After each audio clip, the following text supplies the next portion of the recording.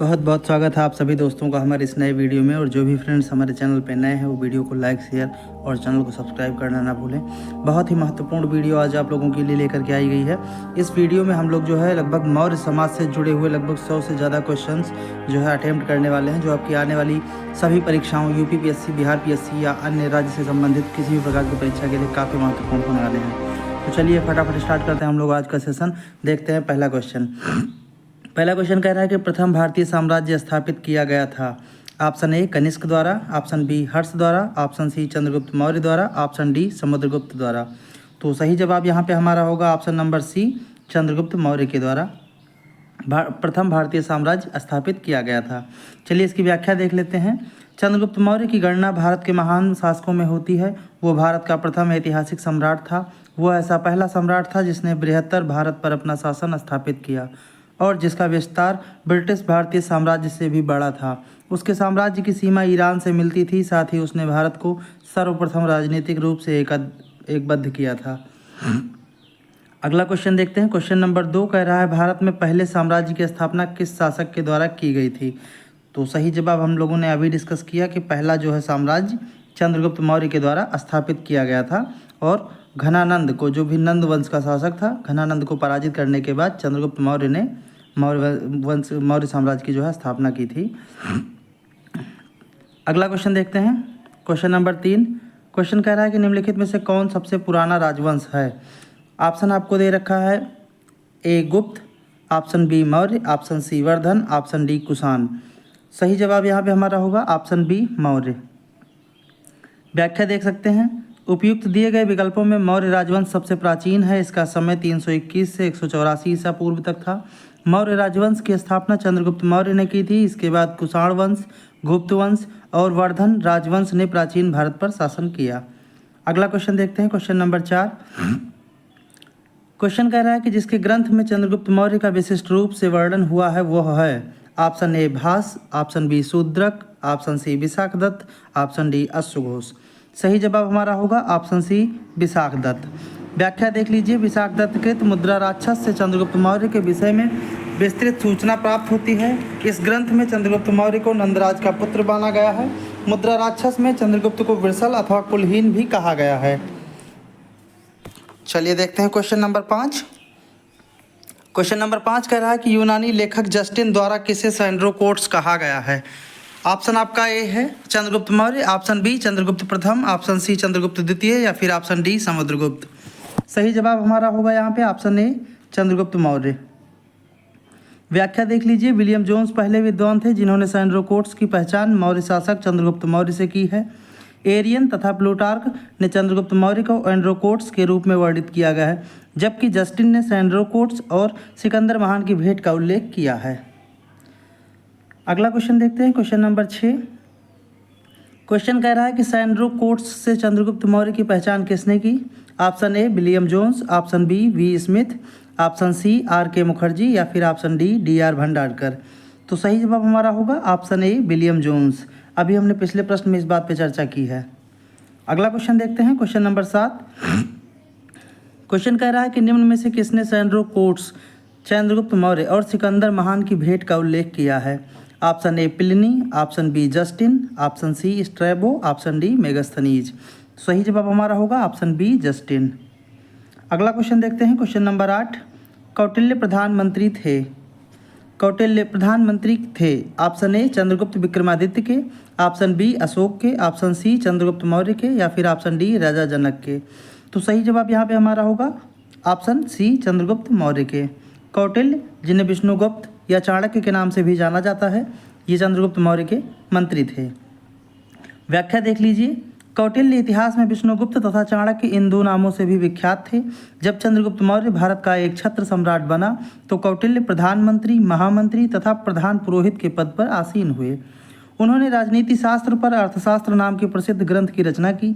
यह भारत में राजशासन के ऊपर उपलब्ध प्राचीनतम रचना है। अगला क्वेश्चन देखते हैं। क्वेश्चन नंबर 9 क्वेश्चन कह रहा है कि चाणक्य अपने बचपन में किस नाम से जाने जाते थे।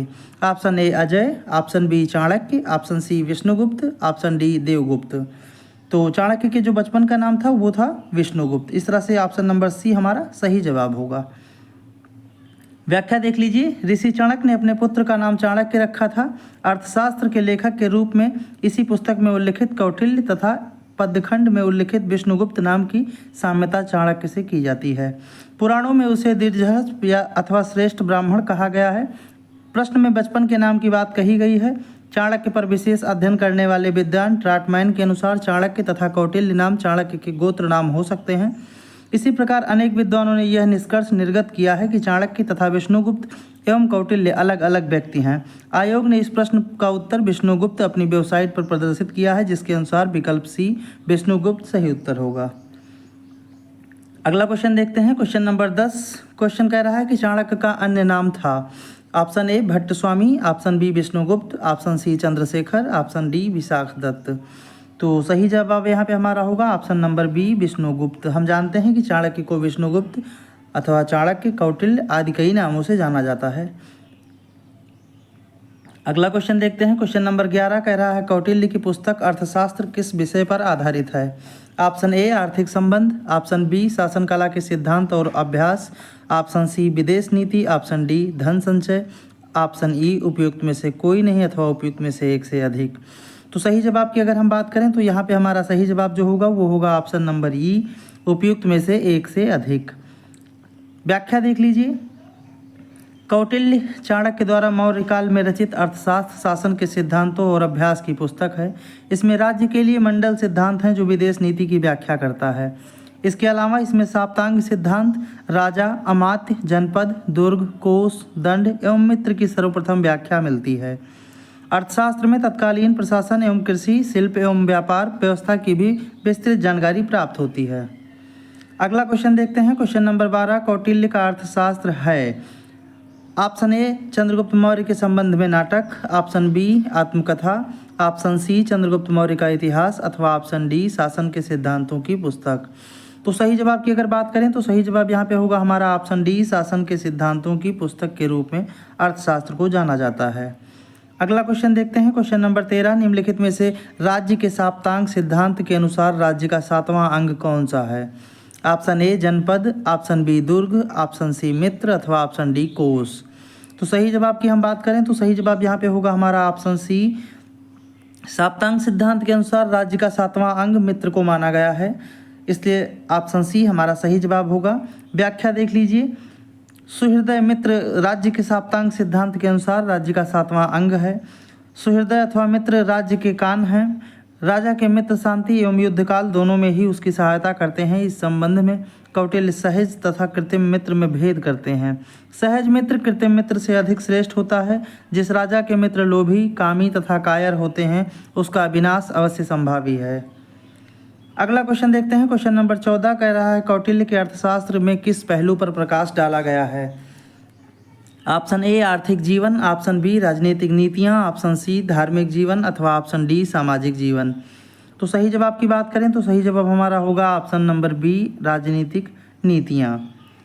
व्याख्या देख लीजिए। कौटिल्य के अर्थशास्त्र द्वारा चंद्रगुप्त मौर्य के शासनकाल की बहुत सी बातों का ज्ञान प्राप्त होता है। यह वस्तुतः ऐतिहासिक ग्रंथ नहीं है अपितु राजनीति शास्त्र का एक अद्वितीय ग्रंथ है। इसमें मुख्यतः राजनीतिक नीतियों पर प्रकाश डाला गया है।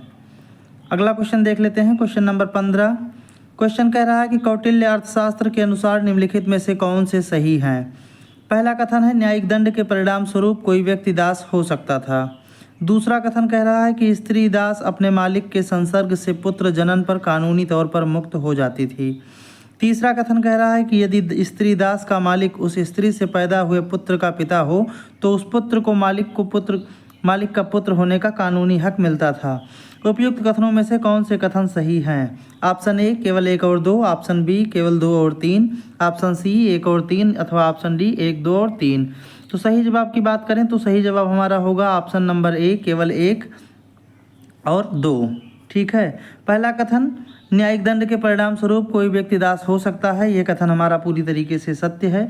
और दूसरा कथन स्त्री दास अपने मालिक के संसर्ग से पुत्र जनन पर कानूनी तौर पर मुक्त हो जाती थी, दूसरा कथन भी हमारा सही है। चलिए व्याख्या देख लेते हैं। अर्थशास्त्र के तीसरे अधिकरण के 65वें प्रकरण में दास कल्प का अध्याय है। इसके अनुसार न्यायिक दंड के परिणाम स्वरूप किसी व्यक्ति को दास बनाया जा सकता है। स्त्री दास को अपने मालिक से संसर्ग से संतान होने पर स्त्री और बच्चा दोनों को दासता से मुक्त हो जाने का प्रावधान था, परंतु बालक को पिता के पुत्र होने का कानूनी हक नहीं मिलता था। अतः कथन 1 और 2 सत्य हैं, जबकि कथन 3 असत्य है। अगला क्वेश्चन देखते हैं, क्वेश्चन नंबर 16। प्रश्न कह रहा है कि निम्नलिखित में से किसकी तुलना मैकियावेली के प्रिंस से की जा सकती है। ऑप्शन ए कालिदास का मालविका अग्निमित्रम, ऑप्शन बी कौटिल्य का अर्थशास्त्र, ऑप्शन सी वात्स्यायन का कामसूत्र, अथवा ऑप्शन डी तिरुवल्लुर का तिरुक्कुल्लर। तो सही जवाब की बात करें तो सही जवाब यहाँ पे होगा हमारा ऑप्शन नंबर बी कौटिल्य का अर्थशास्त्र। ऑप्शन बी हमारा सही जवाब होगा। व्याख्या देख लीजिए, अर्थशास्त्र राजनीति शास्त्र का एक अद्वितीय ग्रंथ है। इसकी तुलना मैकियावेली के प्रिंस से की जाती है। अगला क्वेश्चन देखते हैं, क्वेश्चन नंबर 17। क्वेश्चन कह रहा है कि किसके शासनकाल में डीमेकस भारत आया था। Option A Chandragupta Maurya, option B Bindusara, option C Ashoka, option D Kanishka. तो सही जवाब हमारा होगा ऑप्शन बी बिंदुसार। व्याख्या देख लीजिए, स्ट्रैबो के अनुसार सीरिया के राजा एंटियोकस ने डीमेकस नामक अपना एक राजदूत बिंदुसार की राजसभा में भेजा था। यह मेगास्थनीज के स्थान पर आया था। अगला क्वेश्चन देखते हैं, क्वेश्चन नंबर 18। क्वेश्चन कह रहा है कि बिंदुसार के शासनकाल में अशोक ने अवंती महाजनपद जीतकर मौर्य साम्राज्य में मिला लिया था। इसका उल्लेख किस ग्रंथ में मिलता है। ऑप्शन ए बुद्धघोष की समंत पासादिका, ऑप्शन बी कौटिल्य का अर्थशास्त्र, ऑप्शन सी पणिनि की अष्टाध्यायी, अथवा ऑप्शन डी पतंजलि का महाभाष्य। तो सही जवाब यहाँ पे होगा हमारा ऑप्शन ए बुद्धघोष की समंत पासादिका। व्याख्या यहाँ पे देख सकते हैं, बिंदुसार के शासनकाल में अशोक ने अवंती महाजनपद जीतकर मौर्य साम्राज्य में मिला लिया था। इसका उल्लेख बुद्धघोष की समंत पासादिका नामक ग्रंथ में मिलता है। दिव्यावदान से ज्ञात होता है कि बिंदुसार के शासनकाल में अशोक अवंती का उपराजा अथवा वायसराय हुआ करता था। बुद्ध काल में अवंती महाजनपद भारत के 16 महाजनपदों में से एक था। ये महाजनपद मालवा क्षेत्र में अवस्थित था। इसके 2 भाग थे, उत्तरी अवंती जिसकी राजधानी उज्जैनी, जबकि दक्षिणी अवंती जिसकी राजधानी माहिष्मती थी। अगला क्वेश्चन देखते हैं, क्वेश्चन नंबर 19। क्वेश्चन कह रहा है कि पाटलिपुत्र में स्थित चंद्रगुप्त का महल मुख्यतः बना था। ऑप्शन ए ईंटों का, ऑप्शन बी पत्थर का, ऑप्शन सी लकड़ी का, अथवा ऑप्शन डी मिट्टी का। तो सही जवाब अगर बात करें तो हमारा होगा ऑप्शन नंबर सी लकड़ी का। व्याख्या देख सकते हैं, बिहार में पटना अथवा पाटलिपुत्र में स्थित बुलंदी बाग एवं कुम्हरार में की गई खुदाई से मौर्य काल के लकड़ी के विशाल भवनों के अवशेष प्रकाश में आए हैं। इन्हें प्रकाश में लाने का श्रेय स्पूनर महोदय को है। बुलंदी बाग से नगर के परकोटे के अवशेष तथा कुम्हरार से राजप्रसाद के अवशेष प्राप्त हुए हैं। अगला प्रश्न देखते हैं, प्रश्न number 20।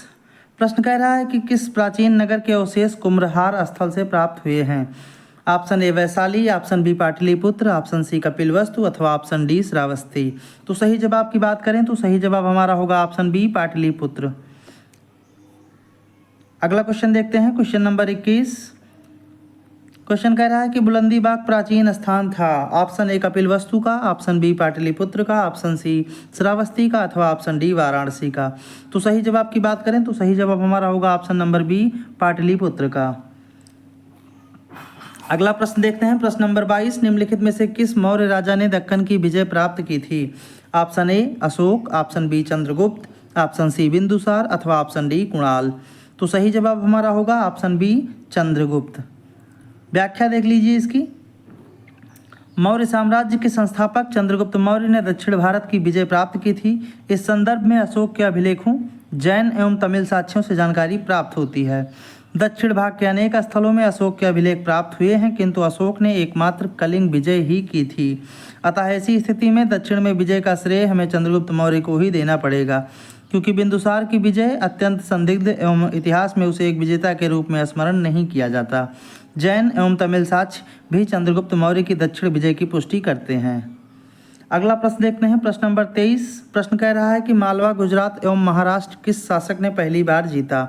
Option A Harsha, option B Skandagupta, option C Vikramaditya, अथवा ऑप्शन डी चंद्रगुप्त मौर्य। तो सही जवाब हमारा होगा ऑप्शन डी चंद्रगुप्त मौर्य। व्याख्या देख लीजिए यहाँ पे, राजनीतिक तौर पर लगभग समस्त भारत का एकीकरण चंद्रगुप्त मौर्य के नेतृत्व में संभव हुआ। प्रारंभिक विजयों के फलस्वरूप चंद्रगुप्त का साम्राज्य ब्यास नदी से लेकर सिंधु नदी के प्रदेश पर हो गया। रुद्रदामन के अभिलेख से पश्चिमी भारत पर उसका अधिकार प्रमाणित होता है। जैन ग्रंथों के अनुसार सौराष्ट्र के साथ साथ अवंती पर भी चंद्रगुप्त मौर्य का अधिकार था। उसकी मृत्यु के समय उसके साम्राज्य का विस्तार पश्चिम में हिंदू कुश पर्वत से लेकर पूर्व में बंगाल की खाड़ी तक तथा उत्तर में हिमालय की श्रृंखलाओं से लेकर दक्षिण में मैसूर तक था। अगला प्रश्न देखते हैं। प्रश्न नंबर 24 कह रहा है अभिलेख जिससे यह प्रमाणित होता है कि चंद्रगुप्त का प्रभाव पश्चिम भारत पर था, वो कौन सा अभिलेख है? तो ऑप्शन ए कलिंग अभिलेख, ऑप्शन बी अशोक का गिरनार अभिलेख, ऑप्शन सी रुद्रदामन का जूनागढ़ अभिलेख अथवा ऑप्शन डी अशोक का सोपारा शिलालेख। सही जवाब की बात करें तो सही जवाब हमारा होगा ऑप्शन सी रुद्रदामन का जूनागढ़ का शिलालेख। व्याख्या यहाँ पे देख सकते हैं। 150 ईसा के रुद्रदामन के जूनागढ़ शिलालेख में आनर्त और सौराष्ट्र प्रदेश में चंद्रगुप्त मौर्य के प्रांतीय राज्यपाल पुष्यगुप्त द्वारा सिंचाई के बांध के निर्माण का उल्लेख मिलता है, जिससे यह सिद्ध होता है कि पश्चिम भारत का यह भाग मौर्य साम्राज्य में शामिल था। अगला प्रश्न देखते हैं। प्रश्न नंबर 25 कह रहा है कि गुजरात चंद्रगुप्त मौर्य के साम्राज्य में सम्मिलित था, यह प्रमाणित होता है। ऑप्शन ए ग्रीक विवरणों से, ऑप्शन बी चंद्रगुप्त रुद्रदामन के जूनागढ़ शिलाभिलेख से, ऑप्शन सी जैन परंपरा से अथवा ऑप्शन डी अशोक के स्तंभलेख द्वितीय से। तो सही जवाब यहाँ पे हमारा होगा ऑप्शन बी रुद्रदामन के जूनागढ़ शिलालेख अभिलेख से। ठीक है। अगला प्रश्न देखते हैं। प्रश्न संख्या 26 प्रश्न कह रहा है कि सेलुकस जिनको अलेक्जेंडर द्वारा सिंध एवं अफगानिस्तान का प्रशासक नियुक्त किया गया था को किस भारतीय राजा ने हराया था? Option A Samudragupta, option B Ashoka, option C Bindusara अथवा ऑप्शन डी चंद्रगुप्त। तो सही जवाब यहाँ पे हमारा होगा ऑप्शन डी चंद्रगुप्त। व्याख्या देख लेते हैं। मौर्य वंश के संस्थापक चंद्रगुप्त मौर्य ने सिकंदर के साम्राज्य के पूर्वी भाग के शासक सेल्यूकस की आक्रमणकारी सेना को 305 ईसा पूर्व में परास्त किया था। अगला प्रश्न देखते हैं। प्रश्न संख्या 27 चंद्रगुप्त मौर्य ने सेल्यूकस को किस वर्ष में पराजित किया था? ऑप्शन ए 317 ईसा पूर्व, ऑप्शन बी 315 ईसा पूर्व, ऑप्शन सी 305 ईसा पूर्व अथवा ऑप्शन डी 300 ईसा पूर्व। तो सही जवाब हमारा होगा ऑप्शन नंबर सी 305 ईसा पूर्व। अगला प्रश्न देखते हैं। प्रश्न संख्या 28 दिया गया मानचित्र संबंधित है। यहाँ पे एक मानचित्र आपको दिया गया है और ये पूछ रहा है कि यह मानचित्र किससे संबंधित है। ऑप्शन आपको यहाँ पे दिया गया है। ऑप्शन ए कनिष्क से उसकी मृत्यु के समय, ऑप्शन बी समुद्रगुप्त से उसके दक्षिण भारत अभियान के उपरांत, ऑप्शन सी अशोक से उसके शासनकाल के अंतिम समय अथवा ऑप्शन डी हर्ष के राज्यारोहण के अवसर पर थानेश्वर के साम्राज्य से। तो सही जवाब यहाँ पे हमारा होगा ऑप्शन सी अशोक से उसके शासनकाल के अंतिम समय में। चलिए व्याख्या देख लेते हैं। उक्त मानचित्र अशोक साम्राज्य को दर्शाता है। अशोक के शिलालेखों तथा स्तंभ लेखों से अशोक के साम्राज्य की सही जानकारी प्राप्त होती है। असम और सुदूर दक्षिण को छोड़कर संपूर्ण भारतवर्ष अशोक के साम्राज्य के अंतर्गत आता था। अगला क्वेश्चन देखते हैं। क्वेश्चन नंबर 29 प्रश्न कह रहा है कि किसने सहिष्णुता, उदारता और करुणा के त्रिविध आधार पर राजधर्म की स्थापना की थी? Option A Ashoka, option B Akbar, option C Ranjit Singh अथवा ऑप्शन डी शिवाजी। सही जवाब हमारा होगा ऑप्शन ए अशोक। व्याख्या देख लीजिए यहाँ पर। अशोक ने अपनी प्रजा के विशाल समूह में को ध्यान में रखकर ही एक ऐसे व्यवहारिक धम्म का प्रतिपादन किया जिसका पालन आसानी से सब कर सकें।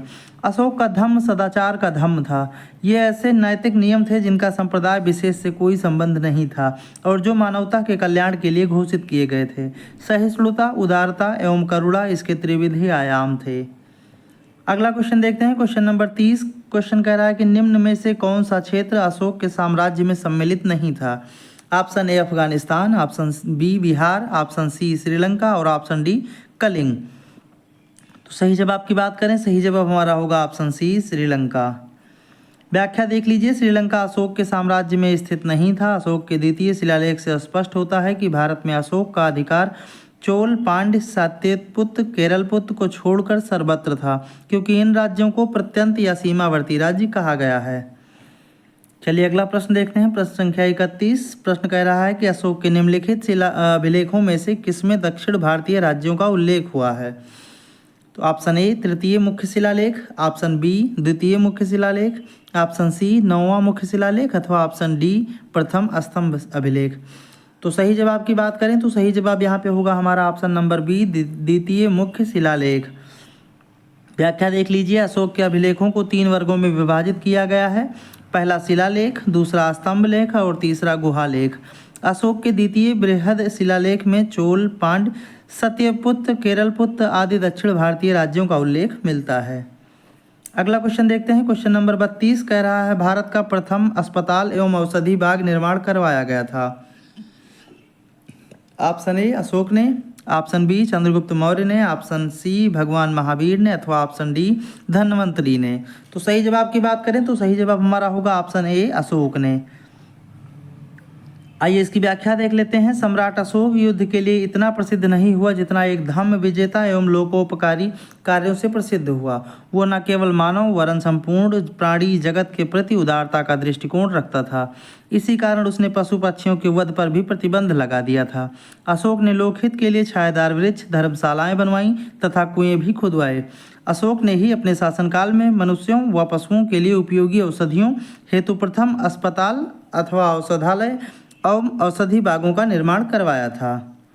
अगला क्वेश्चन देखते हैं। क्वेश्चन नंबर 33 क्वेश्चन कह रहा है कि अशोक ने बौद्ध होते हुए भी हिंदू धर्म में आस्था नहीं छोड़ी, इसका प्रमाण है। ऑप्शन ए तीर्थ यात्रा, ऑप्शन बी मोक्ष में विश्वास, ऑप्शन सी देवनाम प्रिय की उपाधि, अथवा ऑप्शन डी पशु चिकित्सालय खोले। तो सही जवाब की बात करें यहाँ पे सही जवाब हमारा होगा ऑप्शन सी देवनाम प्रिय की उपाधि। व्याख्या देख सकते हैं यहाँ पे। अशोक 272 ईसा पूर्व के लगभग मगध के राज सिंहासन पर बैठा तथा 269 ईसा पूर्व के लगभग उसका राज्याभिषेक हुआ। उसके अभिलेखों में सर्वत्र उसे देवनाम प्रिय अथवा देवानाम प्रिय, देवनाम प्रियदसी आदि कहा गया है, जिसका अर्थ होता है देवताओं का प्रिय या देखने में सुंदर। इससे उसकी हिंदू धर्म में आस्था के संकेत मिलते हैं। अगला प्रश्न देखते हैं। प्रश्न संख्या 34 प्रश्न कह रहा है कि निम्नलिखित में से किस स्रोत में अशोक के राज्यकाल में तृतीय बौद्ध संगीति या समिति होने का उल्लेख मिलता है। ऑप्शन ए पहला है हमारा अशोक के अभिलेख, दूसरा दीपवंश, तीसरा महावंश और चौथा दिव्यावदान। नीचे दिए गए कूट से सही उत्तर का चयन कीजिए। ऑप्शन ए 1 और 2, ऑप्शन बी 2 और 3, ऑप्शन सी 3 और 4 और ऑप्शन डी 1 और 4। तो सही जवाब की बात करें सही जवाब हमारा होगा ऑप्शन बी 2 और 3, मतलब दीपवंश और महावंश। व्याख्या देख सकते हैं यहाँ पे। सिंघली अनुश्रुतियों दीपवंश तथा महावंश के अनुसार अशोक के राज्यकाल में पाटलिपुत्र में बौद्ध धर्म की तृतीय संगीति हुई, जिसकी अध्यक्षता मोगलीपुत्र नामक प्रसिद्ध बौद्ध भिक्षु ने की थी। अगला क्वेश्चन देखते हैं। क्वेश्चन नंबर 35 क्वेश्चन कह रहा है कि अशोक के शासनकाल में बौद्ध सभा किस नगर में आयोजित की गई थी। तो सही जवाब की अगर हम बात करें तो सही जवाब यहाँ पे हमारा होगा ऑप्शन नंबर बी। ठीक है, option A Magadh, option B Pataliputra, option C Samastipur अथवा ऑप्शन डी राजगृह। तो सही जवाब हमारा होगा ऑप्शन बी पाटलिपुत्र। अगला क्वेश्चन देखते हैं। क्वेश्चन नंबर 36 निम्नलिखित बौद्ध मौर्य शासक बौद्ध धर्म के अनुयायी थे। यहाँ पे आपको 4 बौद्ध मौर्य सम्राटों के नाम दिए गए हैं और आपसे पूछा गया है कि इन 4 मौर्य सम्राटों में से कौन कौन सम्राट बौद्ध धर्म का अनुयायी था। तो ऑप्शन यहाँ पे देख लेते हैं 1 और 2, 2 और 3, 3 और 4, 2 और 4, 1 और 3। तो सही जवाब की बात करें सही जवाब यहाँ पे हमारा होगा ऑप्शन डी 2 और 4, मतलब अशोक और दशरथ, ये दोनों जो थे मौर्य शासक वो बौद्ध धर्म के अनुयायी थे। इसकी व्याख्या देख सकते हैं। मौर्य शासकों अशोक और उसका पौत्र दशरथ बौद्ध धर्म के अनुयायी थे। दशरथ भी अशोक की तरह देवानाम प्रिया की उपाधि धारण करता था। अगला क्वेश्चन देखते हैं। क्वेश्चन नंबर 37 क्वेश्चन कह रहा है कि रज्जुक थे। ऑप्शन ए चोल राज्य में व्यापारी, ऑप्शन बी मौर्य शासन में अधिकारी, ऑप्शन सी गुप्त साम्राज्य में सामंत वर्ग अथवा ऑप्शन डी शक सेना में अधिकारी। तो सही जवाब की बात करें सही जवाब हमारा होगा ऑप्शन बी मौर्य शासन में अधिकारी। आइए व्याख्या देख लेते हैं। यहाँ पे अशोक ने अपने अभिलेखों में रज्जुक नामक अधिकारी का उल्लेख किया है। अपने 4थे स्तंभ लेख में अशोक रज्जुकों में पूर्ण विश्वास प्रकट करते हुए कहता है कि जिस प्रकार माता पिता योग्य धात्री के हाथों में बच्चों को सौंप कर आश्वस्त हो जाते हैं, उसी प्रकार मैंने ग्रामीण जनता के सुख के लिए रज्जुकों की नियुक्ति की है। रज्जुकों की स्थिति आधुनिक जिला अधिकारी जैसी थी, जिसे राजस्व तथा न्याय दोनों क्षेत्रों में अधिकार प्राप्त थे। अगला प्रश्न देखते हैं। प्रश्न संख्या 38 कह रहा है कि सार्थवाह किसे कहते थे। सही जवाब की बात करें तो सही जवाब यहाँ पे आप ऑप्शन देख सकते हैं। ऑप्शन ए दलालों को, ऑप्शन बी व्यापारियों के काफिले को, ऑप्शन सी महाजनों को अथवा ऑप्शन डी तीर्थयात्रियों को। तो सही जवाब हमारा होगा ऑप्शन बी व्यापारियों के काफिले को। व्याख्या यहाँ पे आप देख सकते हैं। मौर्यकाल में व्यापारिक काफिलों अथवा कारवां को सार्थवाह की संज्ञा दी गई थी। इसका उल्लेख कौटिल्यकृत अर्थशास्त्र से भी प्राप्त होता है। अगला प्रश्न देखें, प्रश्न संख्या 39 कह रहा है निम्नलिखित में से कौन सा अधिकारी मौर्य प्रशासन का भाग नहीं था? ऑप्शन ए अग्रहारिक, ऑप्शन बी युक्तक, ऑप्शन सी प्रादेशिक अथवा ऑप्शन डी रज्जुक। तो सही जवाब हमारा होगा ऑप्शन ए अग्रहारिक। व्याख्या यहाँ पे आप देख सकते हैं, अशोक के लेखों में उसके प्रशासन के कुछ महत्वपूर्ण पदाधिकारियों के नाम मिलते हैं। अशोक के तृतीय शिलालेख में 3 पदाधिकारियों के नाम मिलते हैं। ये तीनों पदाधिकारी हैं। पहला है युक्तक, ये जिले के अधिकारी होते थे जो राजस्व की वसूली करते थे। दूसरा है रज्जुक, रज्जुक पहले केवल राजस्व विभाग का ही कार्य करते थे, किंतु बाद में उन्होंने न्यायिक अधिकार भी प्रदान उन्हें किया गया। और तीसरा है प्रादेशिक, यह मंडल का प्रधान अधिकारी होता था। यह वर्तमान समय में संभागीय आयुक्त या मंडलायुक्त की तरह होता था। इसे न्याय का भी कार्य करना पड़ता था। अगला प्रश्न देखते हैं, प्रश्न संख्या 40 कह रहा है सारनाथ स्तंभ का निर्माण किया गया था। ऑप्शन ए हर्षवर्धन ने, ऑप्शन बी अशोक ने, ऑप्शन सी गौतम बुद्ध ने अथवा ऑप्शन डी कनिष्क ने। तो सही जवाब यहाँ पे हमारा होगा ऑप्शन बी अशोक ने। व्याख्या यहाँ पे आप देख सकते हैं, सारनाथ स्तंभ का निर्माण अशोक ने कराया था। इस स्तंभ के शीर्ष पर सिंह की आकृति बनी है जो शक्ति का प्रतीक है। इस प्रतिकृति को भारत सरकार ने अपने प्रतीक चिन्ह के रूप में लिया है। यह स्तंभ मौर्यकालीन वास्तुकला का सबसे अच्छा उदाहरण है। मौर्य युगीन सभी स्तंभ चुनार के बलुआ पत्थरों से निर्मित हैं। चलिए अगला क्वेश्चन देखते हैं, क्वेश्चन नंबर 41, निम्नलिखित में से किसे सर्वश्रेष्ठ स्तूप मानते हैं? Option A Amaravati, option B Bharhut, option C Sanchi अथवा ऑप्शन डी सारनाथ। तो सही जवाब हमारा होगा यहाँ पे ऑप्शन सी सांची। व्याख्या देख सकते हैं, स्थापत्य कला के दृष्टिकोण से सांची के स्तूप को सर्वश्रेष्ठ माना गया है। सांची मध्य प्रदेश के रायसेन जिले में स्थित है। इसका निर्माण अशोक ने कराया था। इस स्तूप का आरंभिक काल 3री शताब्दी ईसा पूर्व था, अतः विकल्प सी सही उत्तर है। जबकि भरहुत का स्तूप मध्य प्रदेश के सतना जिले में स्थित है। सांची तथा भरहुत के स्तूपों की खोज अलेक्जेंडर कनिंघम ने की थी। अमरावती का स्तूप आंध्र प्रदेश के गुंटूर जिले में कृष्णा नदी के दाहिने तट पर स्थित है। कर्नल कालिन मैकेंजी ने 1797 में इस स्तूप का पता लगाया था। सारनाथ का धमेक स्तूप गुप्तकालीन है जो बिना अधिष्ठान के समतल भूमि पर बनाया गया है। अगला क्वेश्चन देखते हैं, क्वेश्चन नंबर 42 कह रहा है सांची का स्तूप किस शासक ने बनवाया था? Option A Bimbisara, option B Ashoka, option C Harshavardhana अथवा ऑप्शन डी पुष्यमित्र। तो सही जवाब हमारा होगा ऑप्शन बी अशोक। अगला क्वेश्चन देखते हैं, क्वेश्चन नंबर 43 कह रहा है सांची का स्तूप किसने बनवाया था? तो आप जानते हैं कि सांची का स्तूप अशोक के द्वारा बनवाया गया था। क्वेश्चन नंबर 44 कह रहा है विश्व प्रसिद्ध पर्यटन स्थल सांची का प्राचीन नाम यह भी था। Option A Kakadam, option B Vetravali, option C Besnagari अथवा ऑप्शन डी दसपुर। तो सही जवाब हमारा होगा काकड़ाम। व्याख्या देख सकते हैं, विश्व प्रसिद्ध पर्यटन स्थल सांची मध्य प्रदेश के रायसेन जिला में विदिशा के समीप स्थित है। यहाँ पर पर्वत के ऊपर कई स्तूपों का निर्माण किया गया है। इस कारण इसे महावंश में चेतीय अथवा स्तूप का दूसरा नाम गिरि भी कहा गया है। 4वीं सदी के गुप्त लेख में इसका नाम काकड़ाम अथवा काकनाड महाविहार मिलता है। यहाँ पर कुल 3 स्तूप हैं। स्तूप संख्या 1 प्रधान स्तूप है। स्तूप संख्या 2 में अशोक के धम्म महामात्रों के अवशेष तथा स्तूप संख्या 3 में सारीपुत्र तथा मौद्गलायन के भस्म पात्र उपलब्ध हुए हैं। इन स्तूपों का निर्माण अशोक के द्वारा कराया गया था, जिसे शुंग काल में अर्धगोलाकार स्मारक को प्रशस्तर से आच्छादित किया गया था। अगला क्वेश्चन देखते हैं, क्वेश्चन नंबर 45, सूची 1 को सूची 2 से सुमेलित कीजिए तथा नीचे दिए गए कूट से सही उत्तर का चयन कीजिए। एक तरफ आपको स्थान दिया गया है और दूसरी तरफ आपको स्मारक दिए गए हैं। तो कौशाम्बी, कुशीनगर, सारनाथ, श्रावस्ती और धमेक स्तूप, घोषिताराम, रानाभर और सहेत महेत। यहाँ पे आपको कूट दिया गया है चयन करने के लिए। Option A B C D. सही जवाब की बात करें तो सही जवाब हमारा होगा ऑप्शन सी। आइए इसको मैच करके देख लेते हैं। तो कौशाम्बी जो है, कौशाम्बी घोषिताराम मठ कौशाम्बी में पाया जाता है और कुशीनगर में आपका रानाभर स्तूप पाया जाता है और सारनाथ में आपका जो है धमेक स्तूप पाया जाता है और श्रावस्ती में सहेत महेत पाया जाता है। अगले क्वेश्चन की बात करें तो क्वेश्चन नंबर 46 कह रहा है तीर्थ यात्रा के समय सम्राट अशोक निम्नलिखित स्थानों पर गए, उन्होंने किस मार्ग का अनुगमन किया? नीचे दिए गए कूट से सही उत्तर का चयन कीजिए। पहला गया, दूसरा कपिलवस्तु, तीसरा कुशीनगर, चौथा लुम्बिनी, 5वां सारनाथ और 6वां श्रावस्ती।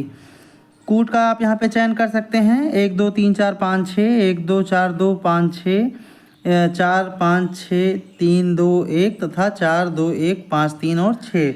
तो सही जवाब यहाँ पे हमारा होगा ऑप्शन नंबर डी। आइए इसकी व्याख्या देख लेते हैं। व्याख्या, अभिलेखीय साक्ष्यों के आधार पर बौद्ध धर्म ग्रहण करने के उपरांत अशोक ने आखेट तथा विहार यात्राओं को रोक दिया तथा उनके स्थान पर धर्म यात्राओं को प्रारंभ किया। वो महात्मा बुद्ध के चरण चिन्हों से पवित्र हुए स्थानों में राज्याभिषेक के 10 वर्ष बाद 8वें शिलालेख संबोधि बोध गया तथा 20 वर्ष बाद रुम्मनदेही अभिलेख में प्रमाणित रुम्मनदेही गए तथा उनकी पूजा की। इतिहासकार विंसेंट आर्थर स्मिथ ने अपनी पुस्तक Ashoka the Buddhist emperor of India के 7वें अध्याय the Indian legend of Ashoka में साहित्यिक साक्ष्यों के आधार पर उपगुप्त के साथ अशोक की धर्म यात्राओं का क्रम इस प्रकार दिया है: लुम्बिनी, कपिलवस्तु, बोधगया, सारनाथ, कुशीनगर और श्रावस्ती।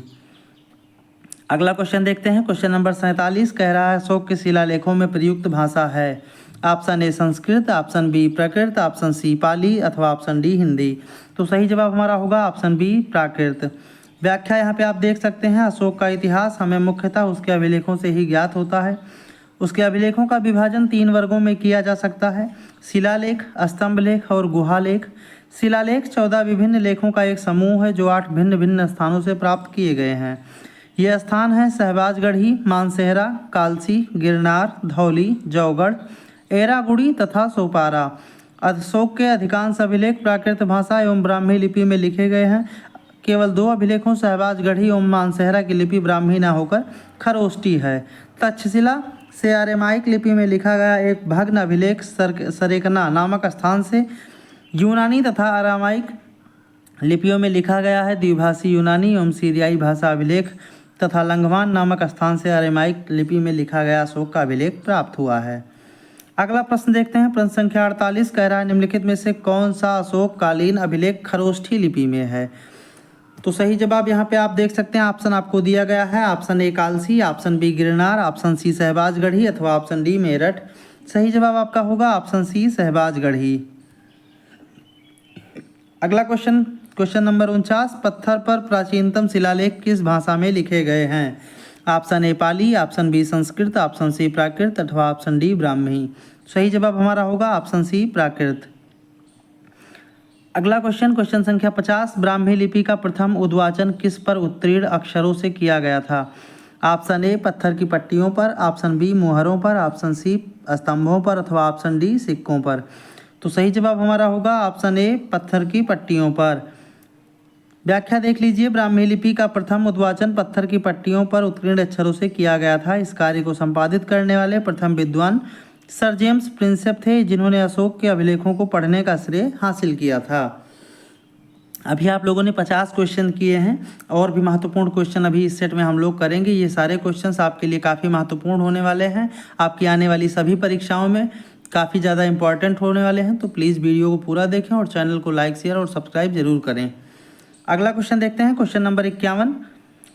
क्वेश्चन कह रहा है कि अशोक के शिलालेखों को सर्वप्रथम किसने पढ़ा। Option A Fuller, option B Robert Sable, option C James Prinsep अथवा ऑप्शन सी कार्डिगटन। तो सही जवाब यहाँ पे हमारा होगा option C James Prinsep.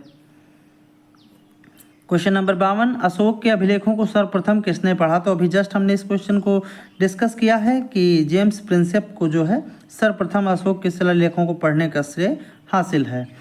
Question number 53 कह रहा है ब्राह्मी लिपि को सर्वप्रथम किसने पढ़ा। तो ब्राह्मी लिपि को सर्वप्रथम पढ़ने का गौरव जेम्स प्रिंसेप जी को ही हासिल है। क्वेश्चन नंबर 54 देखते हैं, अशोक के शिलालेखों को पढ़ने वाला प्रथम अंग्रेज कौन था। तो सही जवाब हमारा होगा जेम्स प्रिंसेप थे। क्वेश्चन नंबर 55 देखते हैं, क्वेश्चन कह रहा है कि सम्राट अशोक के राजा देशों का सबसे पहले विकूटन अथवा डिस्फायर किसने किया था। तो यहाँ पे भी सेम क्वेश्चन घुमा फिरा के इसको कई एंगल से पूछा जा रहा है। सही जवाब हमारा जेम्स प्रिंसेप ही होगा। अगला क्वेश्चन संख्या 56 कह रहा है कि मौर्य साम्राज्य के पेशावर के निकट उत्तर पश्चिम भारत में अशोक के शिलालेख थे। ऑप्शन ए ब्राह्मी लिपि में, ऑप्शन बी अरामाइक लिपि में, ऑप्शन सी देवनागरी लिपि में अथवा ऑप्शन डी खरोष्ठी लिपि में। तो सही जवाब हमारा होगा ऑप्शन डी खरोष्ठी लिपि में। व्याख्या यहाँ पे आप देख सकते हैं, मौर्य साम्राज्य के पेशावर के निकट उत्तर पश्चिम भाग में खरोष्ठी लिपि में अशोक के अभिलेख प्राप्त हुए हैं। अशोक के अधिकांश अभिलेख प्राकृत भाषा एवं ब्राह्मी लिपि में लिखे गए हैं। इन दो अभिलेखों सहवाजगढ़ी और मानसेहरा की लिपि ब्राह्मी ना होकर खरोष्टी है। सरेकुना की लिपि अरेमाइक एवं यूनानी है। अगला क्वेश्चन, क्वेश्चन नंबर 57, वह स्थान जहां प्राक का अशोक ब्राह्मी लिपि का पता चलता है। Option A Nagarjunakonda, option B Anuradhapura, option C Brahmagiri अथवा ऑप्शन डी मास्की। तो सही जवाब हमारा होगा ऑप्शन बी अनुराधापुर। व्याख्या देख लीजिए, प्राक के अशोक ब्राह्मी 4वीं शताब्दी ईसा पूर्व लिपि का पता श्रीलंका स्थित अनुराधापुर से चला है। कुछ और स्थानों के अभिलेखों से इस प्रकार की लिपि का साक्ष्य मिला है, जिनके नाम इस प्रकार हैं, पिपिराहवा, सोहगौरा और महास्थान। अगला क्वेश्चन संख्या 58 देखते हैं। क्वेश्चन कह रहा है कि प्राचीन भारत में निम्नलिखित में से कौन सी एक लिपि दाईं ओर से बाईं ओर लिखी जाती थी। Option A Brahmi, option B Nandinagari, option C Sharada अथवा ऑप्शन डी खरोष्ठी। तो सही जवाब हमारा होगा ऑप्शन डी खरोष्ठी।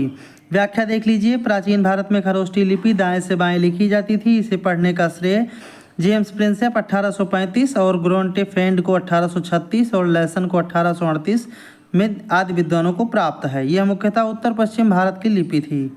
अगला क्वेश्चन देखते हैं। क्वेश्चन नंबर 59 कह रहा है, निम्नलिखित में से प्राचीन भारत की कौन सी लिपि दाहिने से बाएं ओर लिखी जाती थी। तो ये क्वेश्चन जस्ट हम लोगों ने अभी डिस्कस किया है और हम जानते हैं कि इसका सही जवाब होगा ऑप्शन सी खरोष्ठी।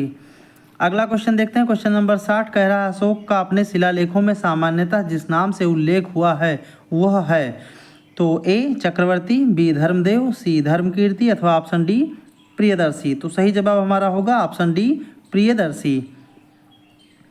व्याख्या देख लीजिए, अशोक के अभिलेखों में सर्वत्र उसे देवानाम प्रियम, देवानाम प्रियदर्शी अथवा देवताओं का प्रिया अथवा देव दिखने में सुंदर आदि राजा आदि की उपाधियों से संबोधित किया गया है। पुराणों में उसे अशोक वर्धन भी कहा गया है।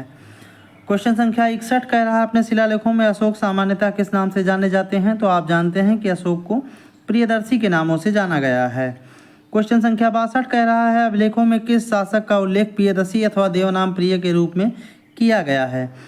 तो ऑप्शन आपको दिया है Chandragupta Maurya, option B Ashoka, option C Samudragupta अथवा ऑप्शन डी हर्षवर्धन। तो सही जवाब हमारा होगा option B Ashoka. Question number 63 कह रहा है, निम्नलिखित वक्तव्यों में से कौन सा वक्तव्य अशोक के प्रस्तर स्तंभों के बारे में गलत है। ऑप्शन ए इन पर बढ़िया पालिश हैं, ऑप्शन बी ये अखंड हैं, ऑप्शन सी स्तंभों का सैफ्ट सुंडाकार है अथवा ऑप्शन डी ये स्थापत्य संरचना के भाग हैं। सही जवाब हमारा होगा ऑप्शन डी ये स्थापत्य संरचना के भाग हैं, क्योंकि हमको गलत कथन चूज करना था। आइए व्याख्या देख लेते हैं। अशोक के प्रस्तर स्तंभ स्थापत्य संरचना के भाग नहीं है, बल्कि ये पृथक रचनाएं हैं। अन्य तीनों प्रश्नगत कथन अशोक के स्तंभों के संदर्भ में सही हैं। प्रश्न संख्या 64, निम्नलिखित में से किस उभारदार मूर्ति शिल्प अथवा रिलीफ कल्चर शिलालेख में अशोक के प्रस्तर रूप चित्र के साथ राणेव अशोक अथवा राजा अशोक उल्लिखित है। Option A Kanaganahalli, option B Sanchi, option C Shahbazgarhi अथवा ऑप्शन डी सोहगौरा। तो सही जवाब की बात करें, सही जवाब हमारा होगा ऑप्शन ए कंगनहल्ली। व्याख्या यहाँ पे आप देख सकते हैं, कर्नाटक के कुलबुर्गी जिले में भीमा नदी के किनारे कंगनहल्ली में बौद्ध स्तूप है। यहाँ सम्राट अशोक का रानी के साथ प्रस्तर पर रूप चित्र उत्कीर्ण किया गया है, जिसके नीचे राणेव अशोक अथवा राजा अशोक लिखा गया है। अगला क्वेश्चन देखते हैं। क्वेश्चन नंबर 65, प्रश्न कह रहा है कि निम्नलिखित में से किस एक अभिलेख में अशोक के व्यक्तिगत नाम का उल्लेख मिलता है। Option A Kalsi, option B Rummindei, option C विशिष्ट कलिंग राजादेश अथवा ऑप्शन डी मास्की। तो सही जवाब की बात करें तो सही जवाब हमारा होगा यहाँ पे ऑप्शन डी मास्की। व्याख्या देख सकते हैं, अशोक का इतिहास हमें मुख्यतः उसके अभिलेखों से ही ज्ञात होता है। उसके अभी तक 40 से अधिक अभिलेख प्राप्त हो चुके हैं। मास्की, गुर्जरा, नेतूर और उडेगोलम के लेखों में अशोक का व्यक्तिगत नाम भी मिलता है। अगला क्वेश्चन देख लें। क्वेश्चन नंबर 66, क्वेश्चन कह रहा है कि निम्नलिखित अभिलेखों में से किस लेख में अशोक का नाम उल्लिखित है। तो अभी हमने जस्ट इस क्वेश्चन को किया है। इसका सही जवाब होगा मास्की का लघु शिलालेख। अगला क्वेश्चन देखते हैं। क्वेश्चन नंबर 67, निम्नलिखित अभिलेखों में से किसमें अशोक का नामोल्लेख हुआ है। तो हमने अभी चर्चा की है इस पर। अशोक का नामोल्लेख जो है गुर्जरा में भी हुआ है। अगला क्वेश्चन देख लें। क्वेश्चन नंबर 68 कह रहा है, अशोक का रुमंदेही स्तंभ संबंधित है। ऑप्शन ए बुद्ध के जन्म से, ऑप्शन बी बुद्ध के ज्ञान प्राप्ति से, ऑप्शन सी बुद्ध के प्रथम उपदेश से अथवा ऑप्शन डी बुद्ध के शरीर त्याग से। सही जवाब हमारा होगा ऑप्शन ए बुद्ध के जन्म से। व्याख्या देख सकते हैं, अशोक ने अपने राज्याभिषेक के 20 वर्ष बाद लुम्बिनी की यात्रा की तथा वहां एक शिला स्तंभ रुम्मनदेई लघु स्तंभ के नाम से जिनको जाना जाता है स्थापित किया गया। बुद्ध की जन्मभूमि होने के कारण लुम्बिनी ग्राम को भोग का कर माफ कर दिया गया तथा भू राजस्व 1/6 से घटाकर 1/8 कर दिया गया। अगला क्वेश्चन देखते हैं, क्वेश्चन नंबर 69। क्वेश्चन कह रहा है कि गुर्जरा लघु शिलालेख जिसमें अशोक का नामोल्लेख किया गया है कहाँ स्थित है। ऑप्शन ए उत्तर प्रदेश के मिर्जापुर जिले में, ऑप्शन बी मध्य प्रदेश के दतिया जिले में, ऑप्शन सी राजस्थान के जयपुर जिले में अथवा ऑप्शन डी बिहार के चंपारण जिले में। तो सही जवाब की बात करें तो सही जवाब हमारा होगा ऑप्शन बी मध्य प्रदेश के दतिया जिले में। व्याख्या देख लीजिए, अशोक का नामोल्लेख करने वाला गुर्जरा लघु शिलालेख मध्य प्रदेश के दतिया जिले में स्थित है। क्वेश्चन नंबर 70 कह रहा है केवल वह स्तंभ जिसमें अशोक ने स्वयं को मगध का सम्राट बताया है। ऑप्शन ए मास्की का लघु स्तंभ, ऑप्शन बी रुम्मनदेई स्तंभ, ऑप्शन सी क्वीन स्तंभ अथवा ऑप्शन डी भाब्रू स्तंभ। सही जवाब हमारा होगा ऑप्शन डी भाब्रू स्तंभ। भाब्रू अथवा बैराट स्तंभ लेख में अशोक ने स्वयं को मगध का सम्राट बताया है। यही अभिलेख अशोक को बौद्ध धर्मावलंबी प्रमाणित करता है। क्वेश्चन नंबर 71 देखते हैं। क्वेश्चन कह रहा है कालसी प्रसिद्ध है। ऑप्शन ए बौद्ध चैत्यों हेतु, ऑप्शन बी फारसी सिक्कों के कारण, ऑप्शन सी शिलालेखों अशोक के शिलालेखों के कारण अथवा ऑप्शन डी गुप्तकालीन मंदिरों हेतु। सही जवाब हमारा होगा ऑप्शन सी अशोक के शिलालेख के कारण। व्याख्या देख लीजिए, कालसी उत्तराखंड के देहरादून जिले में स्थित है। यहाँ से अशोक का शिलालेख मिला है, इसीलिए कालसी का ऐतिहासिक महत्व है। क्वेश्चन नंबर 72 कह रहा है उत्तराखंड में अशोक के शिलालेखों की एक प्रति कहाँ मिलती थी। सही जवाब की बात करें तो ऑप्शन आप देख सकते हैं Nainital, option B Pauri, option C Tehri और ऑप्शन डी कालसी। तो सही जवाब हमारा होगा ऑप्शन डी कालसी। अगला क्वेश्चन देखें, क्वेश्चन नंबर 73 कह रहा है निम्नलिखित युग्मों पर विचार कीजिए। अशोक के प्रमुख शिलालेखों के स्थान हैं और वह स्थान अथवा राज्य है जहाँ पे वो पाए गए हैं। तो ये कह रहा है कि धौली शिलालेख उड़ीसा में और एरगुडी शिलालेख आंध्र प्रदेश में, जौगढ़ शिलालेख मध्य प्रदेश में और कालसी शिलालेख कर्नाटक में पाया गया है। अब यहाँ पे आप देख सकते हैं उपयुक्त युग्मों में से कितने युग्म सही सुमेलित हैं। तो ऑप्शन ए केवल एक युग्म का, ऑप्शन बी केवल 2 युग्म, ऑप्शन सी केवल 3 युग्म अथवा ऑप्शन डी सभी चारों युग्म। तो यहाँ पे सही जवाब हमारा होगा ऑप्शन बी केवल 2 युग्म। ये आईएएस प्रीलिम्स 2022 का क्वेश्चन है, एकदम लेटेस्ट ट्रेंड है। यही चीज़ आयोग आजकल पूछ रहा है जो मैं आपको पढ़ा रहा हूँ। बहुत ही ध्यान से देखिएगा, बहुत ही इंपॉर्टेंट वीडियो होने वाली है ये आपके लिए। व्याख्या देख लेते हैं। विकल्पगत अशोक के अभिलेखों में धौली उड़ीसा में, एरीगुड़ी आंध्र प्रदेश में, जौगढ़ उड़ीसा में तथा कालसी उत्तराखंड में अवस्थित है। अगला क्वेश्चन देखते हैं। क्वेश्चन नंबर 74 कह रहा है निम्नलिखित में से अशोक का कौन सा शिलालेख धार्मिक संश्लेषण अथवा समन्वय के बारे में कहता है। ऑप्शन ए 12वां शिलालेख, ऑप्शन बी द्वितीय शिलालेख, ऑप्शन सी 11वां शिलालेख और ऑप्शन डी 13वां शिलालेख। सही जवाब की बात करें तो सही जवाब हमारा होगा ऑप्शन ए 12वां शिलालेख। ये भी यूपीपीसीएस 2022 का आया हुआ क्वेश्चन है, एकदम लेटेस्ट क्वेश्चन मैं आपके लिए लेकर के आता हूँ। चलिए व्याख्या यहाँ पे देख लेते हैं। अशोक का 12वां शिलालेख कहता है कि सभी संप्रदायों के सार तत्व में वृद्धि हो, क्योंकि सबका मूल संयम ही है। हमें सभी संप्रदायों का आदर करना चाहिए। अतः स्पष्ट है कि 12वें शिलालेख से धार्मिक संश्लेषण अथवा समन्वय के बारे में प्रमाण मिलता है। क्वेश्चन नंबर 75 क्वेश्चन कह रहा है कलिंग युद्ध की विजय तथा क्षतियों का वर्णन अशोक के किस शिलालेख में है। तो ऑप्शन ए शिलालेख फर्स्ट, ऑप्शन बी शिलालेख सेकेंड, ऑप्शन सी शिलालेख 7 अथवा ऑप्शन डी शिलालेख 8। मतलब 8वें में, दूसरे में, 7वें में या पहले में। तो सही जवाब की बात करें तो सही जवाब हमारा होगा ऑप्शन डी 8वें शिलालेख में। व्याख्या इसकी आप देख सकते हैं। अशोक के राज्यकाल में पहली बड़ी घटना कलिंग युद्ध और इसमें अशोक की विजय थी। अशोक के 13वें शिलालेख से इस युद्ध के संदर्भ में स्पष्ट साक्ष्य मिलते हैं। यह घटना अशोक के शासनकाल के 8 वर्ष बाद अर्थात 261 ईसा पूर्व में घटित हुई थी। इस शिलालेख में उसने कलिंग युद्ध से हुई पीड़ा पर अपना दुख और पश्चाताप व्यक्त किया गया है। अगला क्वेश्चन देखें। क्वेश्चन नंबर 76 कह रहा है कलिंग युद्ध का विवरण हमें प्राप्त होता है। ऑप्शन ए 13वें अभिलेख शिलालेख द्वारा, ऑप्शन बी रुम्मनदेई स्तंभ लेख द्वारा, ऑप्शन सी ह्वेनसांग के विवरण द्वारा अथवा ऑप्शन डी प्रथम लघु शिलालेख द्वारा। सही जवाब हमारा होगा ऑप्शन ए 13वें शिलालेख के द्वारा।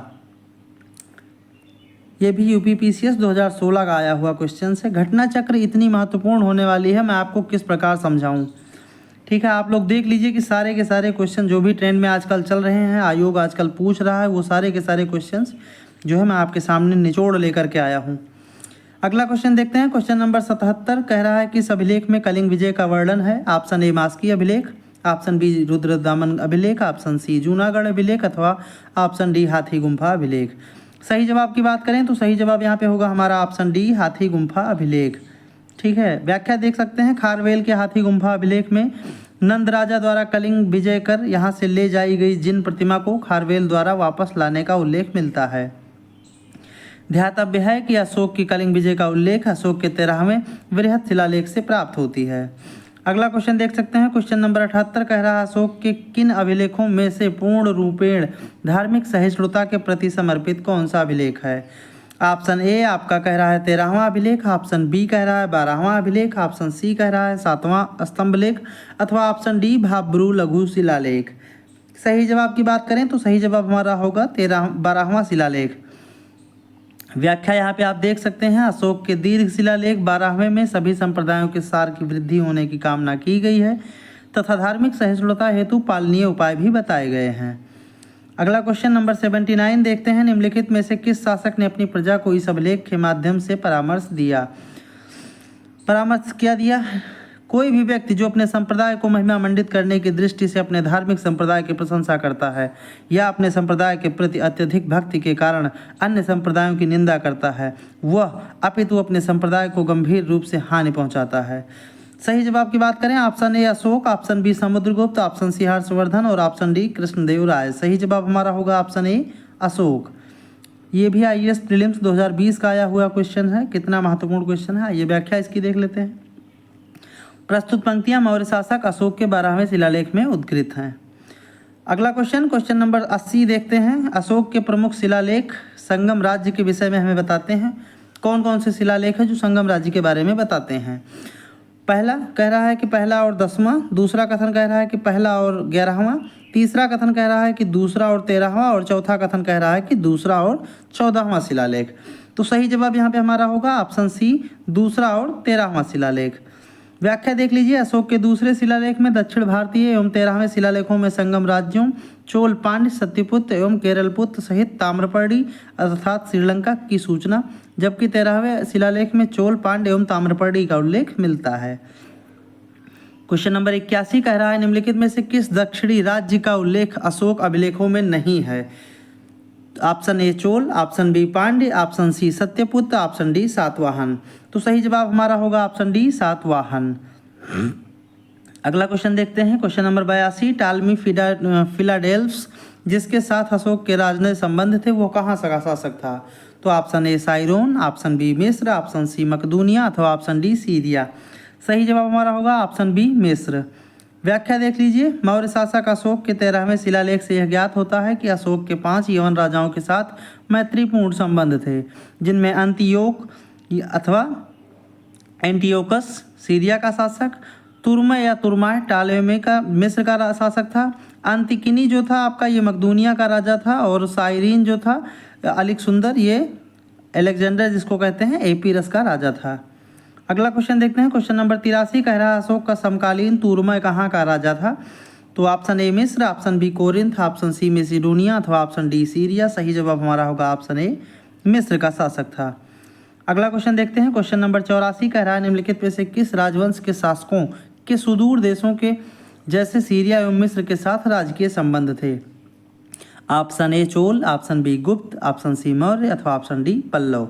सही जवाब हमारा होगा ऑप्शन सी मौर्य साम्राज्य। मौर्य साम्राज्य के जो राजा थे इनके यूनानी या अन्य विदेशी राजाओं के साथ में राजनयिक संबंध थे। अगला क्वेश्चन देखते हैं। क्वेश्चन नंबर 85 कह रहा है अशोक के धम्म का मूल संदेश क्या था।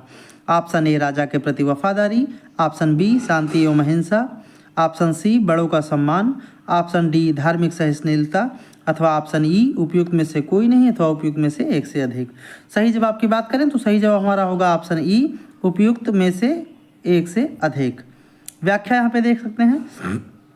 अशोक धर्म जो था उनका एक नैतिक संहिता थी। अशोक अपने और दूसरों के और अपने दूसरे और 7वें शिलालेख के माध्यम से जो संदेश देता है, अपासिनवे बहुकानय दया दाने सचे सोचय माधवे साधवे च, अर्थात काम पाप करना, कल्याण करना, दयादान करना, सत्य बोलना, पवित्रता से रहना, स्वभाव में मधुरता तथा साधुता बनाए रखना। इस प्रकार अशोक धर्म के मूल संदेश में शांति और अहिंसा, बड़ों का सम्मान तथा धार्मिक सहनशीलता निहित है। इस प्रकार सही उत्तर हमारा विकल्प ई होगा। अगला क्वेश्चन देखते हैं। क्वेश्चन नंबर 86 कह रहा है निम्न में से अशोक के किस अभिलेख में पारंपरिक अवसरों पर पशु बलि पर रोक लगाई गई है? ऐसा लगता है कि यह पाबंदी पशुओं के वध पर थी। ऑप्शन ए शिलालेख फर्स्ट, ऑप्शन बी शिलालेख चौथा, ऑप्शन सी शिलालेख 9वां अथवा ऑप्शन डी शिलालेख 11वां। तो सही जवाब हमारा है ऑप्शन बी 5वां स्तंभ अभिलेख। व्याख्या इसकी आप यहाँ पे देख सकते हैं। अशोक के प्रथम शिलालेख में पशु बलि निषेध के संदर्भ में लेख इस प्रकार हैं। यहाँ कोई जीव मारकर बलि ना दिया जाए और ना कोई उत्सव किया जाए। पहले प्रियदर्शी राजा की पाकशाला में प्रतिदिन सैकड़ों जीव मांस के लिए मारे जाते थे, लेकिन अब इस अभिलेख के लिखे जाने तक सिर्फ 3 पशु प्रतिदिन मारे जाते हैं। 2 मयूर एवं 1 मृग। इसमें मृग हमेशा नहीं मारा जाता। ये तीनों भी भविष्य में नहीं मारे जाएंगे। 5वें स्तंभ लेख के अनुसार अशोक द्वारा राज्याभिषेक के 26 वर्ष बाद निम्नलिखित जीवों का वध निषिद्ध किया गया है, जिनमें तोता, मैना, अरुड़ा, जंगली बतख, नंदीमुद, चमगादड़, रानी चींटी, अस्थि रहित मछली, कछुआ, शाही गिलहरी, हिरन, बैल, श्वेत, कबूतर और ऐसे चौपाए जो खाए ना जाते हों और अन्य किसी काम ना आते हों। प्रत्येक पक्ष के 8वें, 14वें और 15वें दिन, तिथि और पुनर्वसु के दिन, 3 ऋतुओं की प्रथम पूर्णिमा तथा दूसरे त्योहारों पर बैलों, बकरों और सूअर तथा अन्य जानवरों को बधिया ना किया जाए। तिथि, पुनर्वसु और ऋतुओं की पूर्णिमा को प्रत्येक ऋतु की पूर्णिमा वाले पक्ष में घोड़ों और बैलों को न दागा जाए। अतः स्पष्ट है कि इसका अभीष्ट उत्तर विकल्प डी होगा। अगला क्वेश्चन देखते हैं। क्वेश्चन नंबर 87 कह रहा है निम्नलिखित प्राचीन भारतीय अभिलेखों में से कौन सा एक खाद्यान्न को देश में संकट काल में उपयोग हेतु सुरक्षित रखने के बारे में प्राचीनतम शाही आदेश है? ऑप्शन ए सोगौरा ताम्रपात्र, ऑप्शन बी अशोक का रुमंदेही स्तंभ लेख, ऑप्शन सी प्रयाग प्रशस्ति अथवा ऑप्शन डी चंद्रका मेहरौली स्तंभ शिलालेख। तो आप सही जवाब हमारा होगा ऑप्शन ए सोगौरा ताम्रपात्र। व्याख्या इसकी देख लीजिए। गोरखपुर जिले के प्राप्त सोगौरा ताम्रपात्र अभिलेख और बोगरा जिले से प्राप्त महास्थान अभिलेख की रचना अशोककालीन प्राकृत भाषा में हुई और उन्हें ईसा पूर्व 3री सदी की ब्राह्मी लिपि में लिखा गया। ये अभिलेख अकाल के समय किए जाने वाले राहत कार्यों के संबंध में है। इस अकाल की पुष्टि जैन स्रोतों से होती है। अगला क्वेश्चन देखते हैं। क्वेश्चन नंबर 88 कह रहा है निम्नलिखित कथन कारण पर विचार कीजिए। कथन कह रहा है कि अशोक ने कलिंग को मौर्य साम्राज्य में जोड़ लिया था। कारण कलिंग दक्षिण भारत को जाने वाली स्थलीय एवं समुद्री मार्ग को नियंत्रित करता था। सही उत्तर का चुनाव कीजिए और नीचे दिए गए कूट का प्रयोग कीजिए।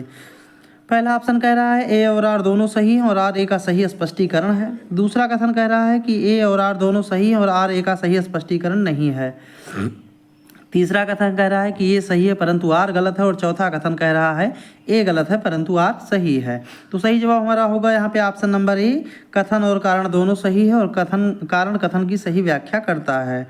व्याख्या देख लीजिए। अशोक ने अपने राज्याभिषेक के 8 वर्ष बाद कलिंग पर विजय प्राप्त की तथा उसे मौर्य साम्राज्य में शामिल कर लिया। दक्षिण के साथ सीधे संपर्क के लिए समुद्री तथा स्थल मार्ग पर मौर्यों का नियंत्रण आवश्यक था। यदि कलिंग स्वतंत्र देश रहता तो समुद्री और स्थल मार्ग से होने वाले व्यापार में रुकावट पड़ सकती थी। अतः कलिंग को मगध साम्राज्य में मिलाना आवश्यक था। इस प्रकार कथन और कारण दोनों सही हैं तथा कारण कथन की सही व्याख्या करता है। अगला क्वेश्चन देख लीजिए। क्वेश्चन नंबर 89 कह रहा है कथन और कारण फिर से वही चीज़ दे रहा है। तो यहाँ पे कथन आपको दिया गया है कि मौर्यकालीन शासकों ने धार्मिक आधार पर भू अनुदान नहीं दिया था और कारण कह रहा है कि भू अनुदान के विरुद्ध कृषकों ने विद्रोह किया था। यहाँ पे कूट का आप इस्तेमाल कर सकते हैं। ए और आर दोनों सही हैं, आर ए की सही व्याख्या करता है। अब दूसरा कूट कह रहा है कि ए तथा आर दोनों सही हैं परंतु आर ए की सही व्याख्या नहीं है। तीसरा कूट कह रहा है कि ए सही है परंतु आर गलत है और चौथा कूट कह रहा है कि ए गलत है परंतु आर सही है। तो सही जवाब की बात करें यहाँ पे तो सही जवाब हमारा होगा ऑप्शन नंबर सी, ए सही है परंतु आर गलत है। आइए इसकी व्याख्या देख लेते हैं। धार्मिक आधार पर भूमिदान का सर्वप्रथम साक्ष्य मौर्योत्तर युगीन राजवंश सातवाहन के समय में एक अभिलेख से प्राप्त होता है। मौर्यकालीन शासकों ने धार्मिक आधार पर कोई भूमिदान स्वरूप नहीं दी थी।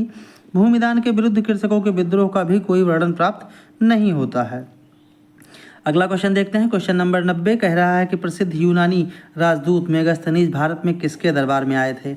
Option A Ashoka, option B Harshavardhana, option C Chandragupta Maurya अथवा ऑप्शन डी हेमू। तो सही जवाब हमारा होगा यहाँ पे ऑप्शन सी चंद्रगुप्त मौर्य। व्याख्या यहाँ पे आइए देख लीजिए। मेगास्थनीज सेल्यूकस निकेटर द्वारा चंद्रगुप्त मौर्य की राज्यसभा में भेजा गया यूनानी राजदूत था।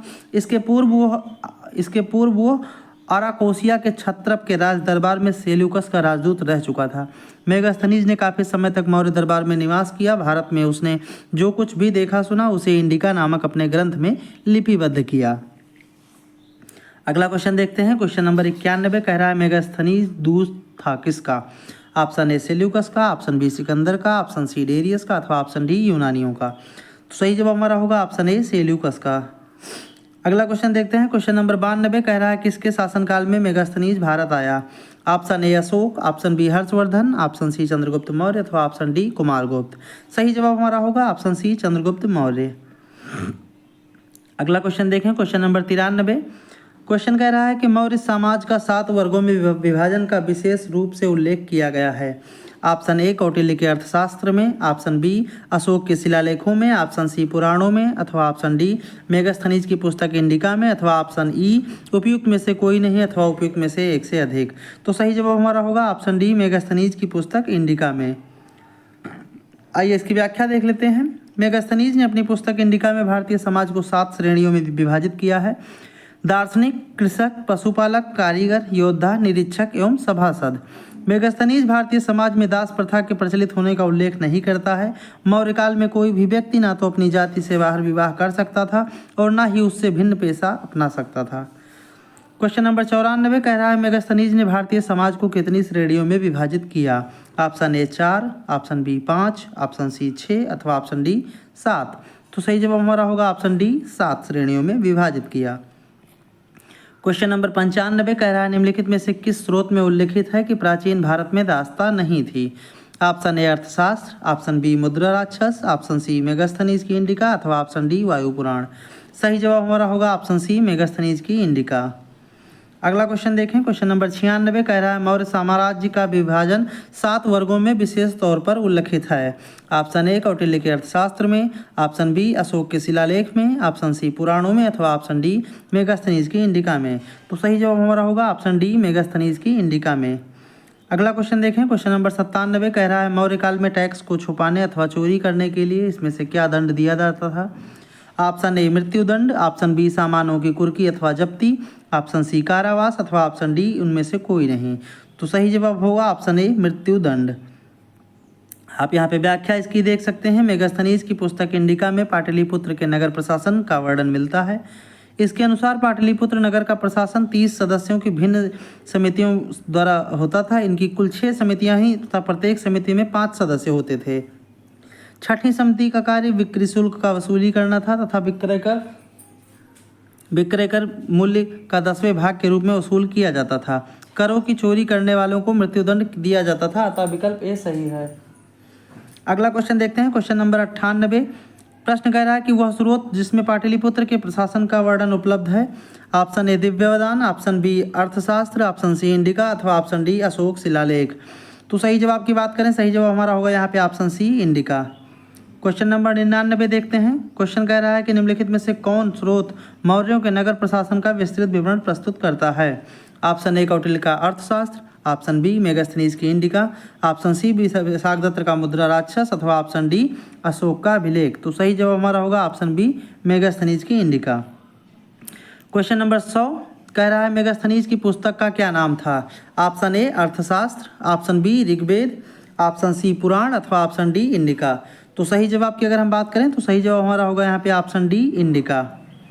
अगला क्वेश्चन देखते हैं। क्वेश्चन नंबर 101 कह रहा है इंडिका का मूल लेखक था। Option A Nearchus, option B Megasthenes, option C Plutarch तथा ऑप्शन डी डायोडोरस।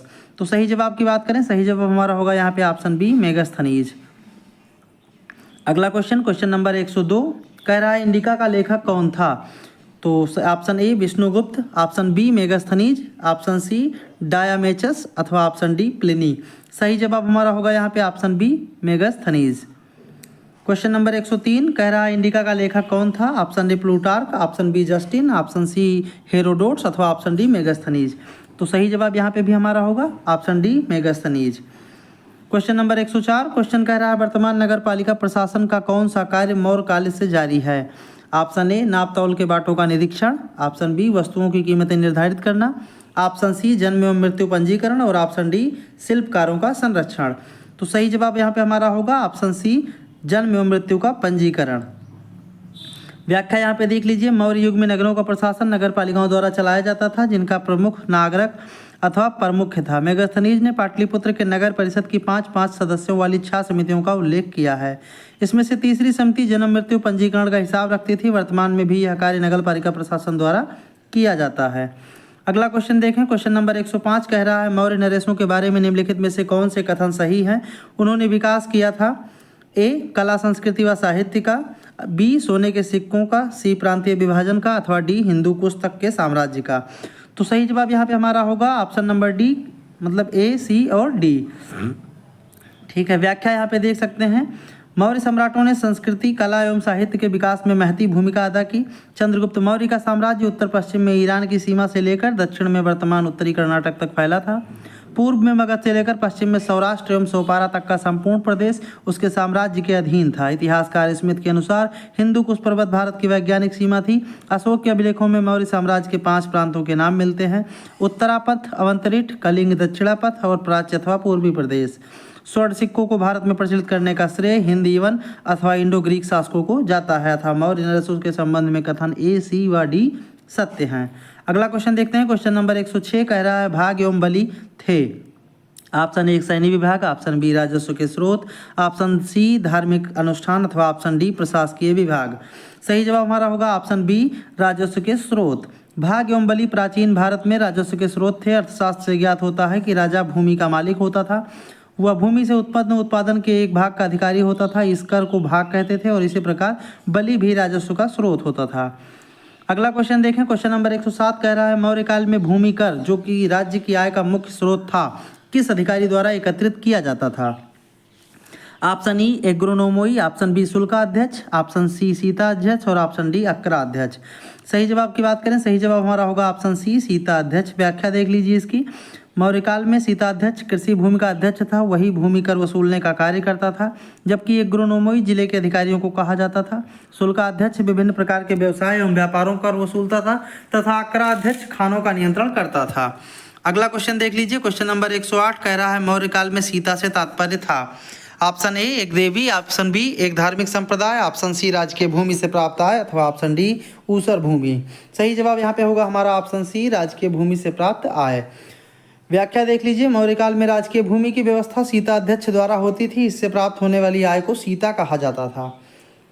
क्वेश्चन नंबर 109 कह रहा है, मौर्य मंत्री परिषद में निम्नलिखित में से कौन राजस्व इकट्ठा करने से संबंधित था? ऑप्शन ए, समाहर्ता, ऑप्शन बी, व्यावहारिका, ऑप्शन सी, अनंतपाल तथा ऑप्शन डी, प्रदेष्टा। सही जवाब हमारा होगा ऑप्शन ए, समाहर्ता। व्याख्या देख लीजिए। मौर्य मंत्री परिषद में राजस्व एकत्र करने का कार्य समाहर्ता के द्वारा किया जाता था। अनंतपाल सीमा रक्षक या सीमावर्ती दुर्गों की देखभाल करता था, जबकि प्रदेष्टा विषयों या कमिश्नरियों का प्रशासक होता था। अगला क्वेश्चन देख लें। क्वेश्चन नंबर 110 कह रहा है, निम्नलिखित में से कौन मौर्ययुगीन अधिकारी तौल माप का प्रभारी होता था? ऑप्शन ए, पौतवाध्यक्ष, ऑप्शन बी, पंड्याध्यक्ष, ऑप्शन सी, सीताध्यक्ष अथवा ऑप्शन डी, सूनाध्यक्ष। तो सही जवाब की बात करें, सही जवाब हमारा होगा ऑप्शन ए, पौतवाध्यक्ष। मौर्ययुगीन अधिकारी पौतवाध्यक्ष तौल माप का प्रभारी था। पांड्याध्यक्ष वाणिज्य विभाग तथा सूनाध्यक्ष बूचड़ खाने के प्रभारी होते थे। अगला क्वेश्चन नंबर 111 कह रहा है, मौर्य काल में एग्रोनोमोई अधिकारी निम्नलिखित में से किस क्षेत्र से संबंधित थे? ऑप्शन ए, माप और तौल, ऑप्शन बी, प्रशासन प्रबंधन, ऑप्शन सी, मार्ग निर्माण अथवा ऑप्शन डी, राजस्व प्रबंधन। सही जवाब हमारा होगा ऑप्शन सी, मार्ग निर्माण। इसकी व्याख्या देख लेते हैं। मौर्य काल में एग्रोनोमोई अधिकारी राजस्व का संग्रह, सिंचाई सुविधाओं का पर्यवेक्षण, न्यायिक प्रशासन और भूमि की माप, सड़कों पर 10 स्टेडिया की दूरी पर पत्थर लगवाना, सड़कों का रखरखाव आदि से संबंधित था।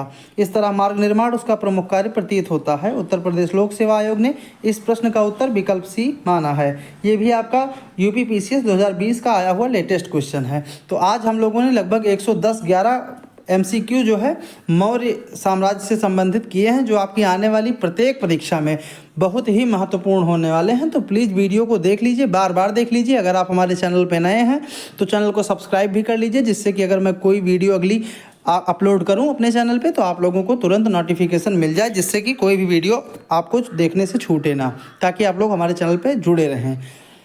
तो बहुत बहुत धन्यवाद आप सभी लोगों का। मिलते हैं जल्द ही अगली वीडियो में।